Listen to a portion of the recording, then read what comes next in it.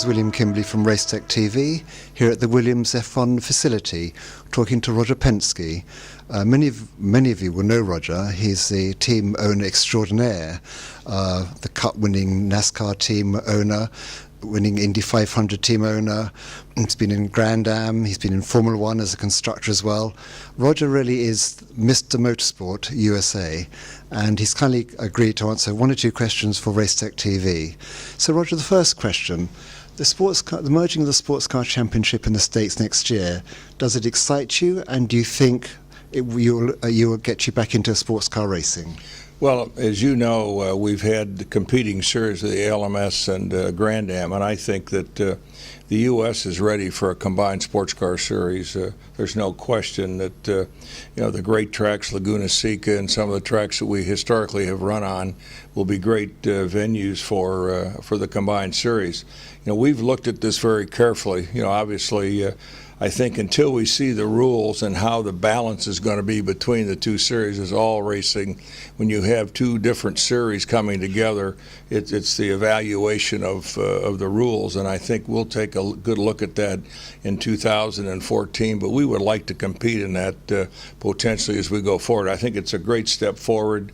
Certainly with Jim France backing it, they have the capital, they have the tracks, they have the technology capability to be able to develop a series which will be, I think, world class, and potentially the cars that run in the U.S. series will be able to run at Le Mans, and that would be one of my great challenges, to be able to go there with a Penske vehicle.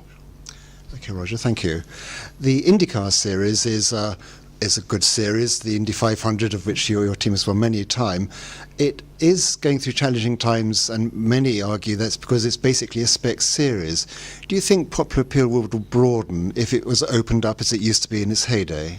Well, I think that you got really two dynamics. We look at Formula One, it's so expensive, it's limited to just a few people, and to get in, it's almost impossible. On the other hand, IndyCar racing, you can race in 15 or 16 venues. You get to go to the Indy 500, which in many cases I think it's the greatest race in the world, and compete. This year with the two engine manufacturers, with Chevy and Honda, it's been very competitive. And any one day we have 12 or 13 cars on the grid within just tenths of a second. So it's very competitive. I think we're getting date equity going back to the same tracks. The street races have become very popular. We've got Baltimore, we've got Detroit, we have Toronto, we have Long Beach and St. Petersburg. These seem to be gathering a new fan, and that's what we need to do, is have some consistency and continuity of our races. So I'm not sure that the fan cares, what car we're running. It's the cars, it's the sponsors, and it's the teams which really drive the momentum. And today, with the digital technology and being able to getting into the car with the driver and being able to look it up on your app and the phone, things like this are what are going to drive that sport. So to me, I want to keep the cost down, and I want to keep the racing tight. And final question, Roger. Motorsport, should it be a development partner to the automotive industry, or indeed any other industry, or is it fighting other sports for the entertainment dollar? Well, today I look at the entire public and try to segment who are the race fans and who are just sports fans. And I think that there's so many people pulling this fan or this consumer in different directions. And in the old days, young people wanted to have a car. That was the first thing they wanted as a young person. Well, today, they can communicate, with their technology, their apps, and their iPhones, etc. So we're having competition in that direction. On the other hand, there's no question that manufacturers have gained technology through racing, whether it's the German brands that are so successful in Europe.